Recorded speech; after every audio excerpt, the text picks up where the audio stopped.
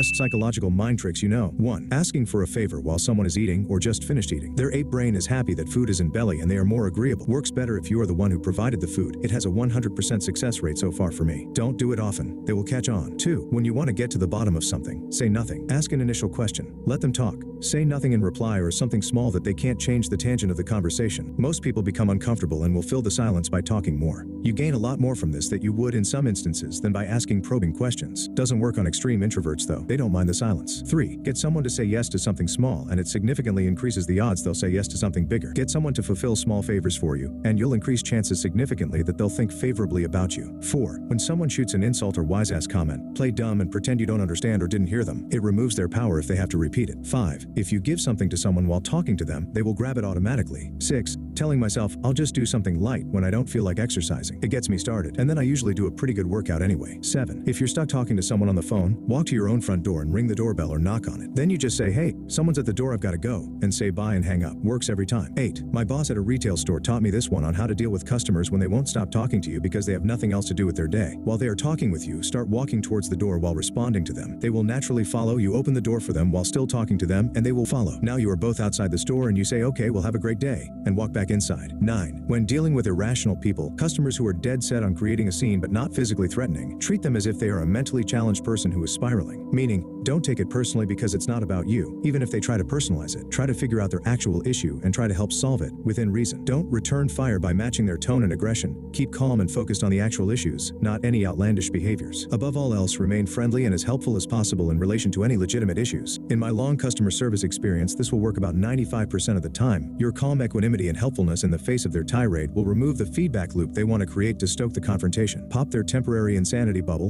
and leave them quiet, or at least impotent, when they realize you're not going to play their game. For the 5% who are unmanageable, you just have to ignore their caterwauling. Address any issues you can, thank them and send them on their way. If they continue to engage, you'll need to bring in reinforcements, managers, co-workers, security if needed, and do your best. 10. When you can't choose between two things, flip a coin 50-50, but don't look at the result. Pick the thing that you wish would have won. 11. Be an active listener and people will tell you more than they want to without realizing. 12. I love subtly making my coworkers like each other with very, very small manipulations nobody questions, like telling them something they did good or what is great about them, and adding X thinks that too. Doing the same thing with Y, telling them X said so. I know it sounds terrible, but I love it when they start to really act nicer to each other and becoming friendly over the time. You have to be very patient and don't rush it. Keep it very casual and simple, just to leave a positive impression they get of each other. At one point it stops being a lie because they really say nice things about each other. 13. Stop talking. If you are negotiating with someone, even over something small, and it's not going the way you want, just look at them and listen. They will get to a point where they have laid out their position and know that you are unhappy with it. Let them be uncomfortable with the silence and keep talking themselves into a worse position. Works very well with sales guys delivering less than optimal offers. 14. Say thank you more. If you want to get someone to do something, positive reinforcement is much more efficacious than punishment. 15. If you find yourself in a stressful situation and need to clear your mind, try to recite the alphabet backwards in your head. From experience, it helps shift your focus and calm you down. I've done it that many times that I can recite it backwards as quickly as I can forwards, which has the added benefit of impressing my kids immensely. 16. If you are getting frustrated, force a smile. I think it's motor neurons that control this, could be wrong. Anyways, your brain recognizes some actions as connected to mind state. Tense muscles equal to anxiety, smiling equal to happy, and will operate backwards.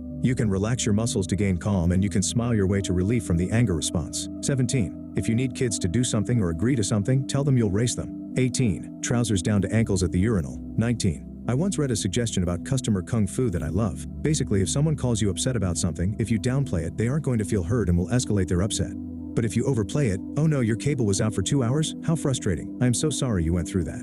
They are more likely to feel heard and respond reasonably, possibly even coming down from their initial anger to, well, it wasn't really that big a deal. People really just want to feel like you're appreciating the difficulty they had. 20. Delivering bad news is always easier with the sandwich method. For those who are unaware, this involves layering the conversation with good positive angle to start, followed by the bad news, then ended with another good or positive angle. John, I need to talk to you in my office. I've been reviewing your ideas about XYZ, they're fantastic. Your brother just called and said your father passed suddenly. Don't forget this Friday is our work party, and everyone is super excited that you'll be there.